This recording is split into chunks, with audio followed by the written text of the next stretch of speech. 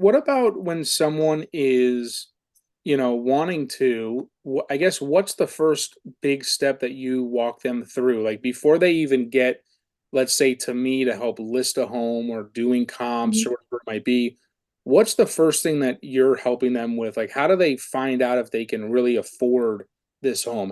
What's something you do? Yeah, so two big things. First, I know that is everyone's least favorite thing to do, but a budget is really helpful.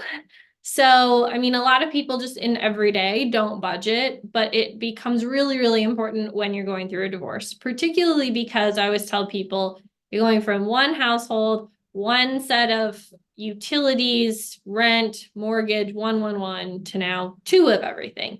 And so it doesn't mean that your expenses are going to double or your income needs to double or anything like that, but your expenses are going to go up.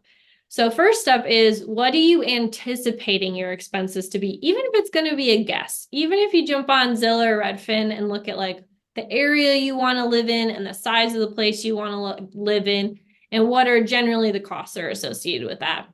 And then the second step is a deeper dive, is having someone actually run an analysis of if you can afford to keep your house on your own. And so that's usually going to be a loan officer, a mortgage broker. There's also people that are called certified divorce lending professionals, and they essentially run all the numbers to see if you could qualify for the house by yourself. And so there's the logistics of, first, can you qualify? Second, can you afford the day-to-day expenses? Because we never want to see our clients be house poor, where everything is stuck in the house and now they can't do anything outside of the house. A lot of people don't realize that. They kind of see it as like, oh, well, my equity or the portion of the house is $250,000. So I'm getting $250,000. It's like, well, you're not getting $250,000. You're getting a house that has expenses. So I always try and really help my clients understand your house is more of an expense. Sure, long term, it's an asset. It's a place of security. It's a place of safety. It's a place of really kind of home and where your life is.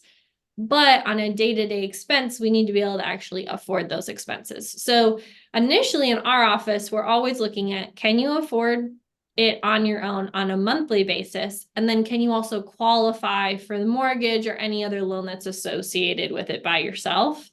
Because otherwise, there's not really any point in putting in an agreement that you can keep the house if you can't from a financial perspective. Yeah. And another thing that we like to, help people with is just having them talk to their, CPA or, Mm-hmm. about what happens when they sell the home. Is Yes. there going to be a capital gains tax? Is there going to be something that they have to be aware of? Because, like you mentioned, the $250,000 of equity. Well, I'm going to just get all that and do what I want with it. Well, Yeah. really? Like maybe not. And we need to make sure that we're, coaching them along and helping them see the entire picture through. Because Mm-hmm. the short term picture is definitely, we let's say they own nothing on the home and it's a $500,000 home. Yeah. So they're thinking 250, 250. But what does that look like after a tax, event that they have to pay on or Mm-hmm. everything else? So really breaking everything down and to the end, right? Like, how do we really forecast this through? And Yeah. are you looking at all angles before making that final decision if you're going to keep it, buy someone out, or just sell it?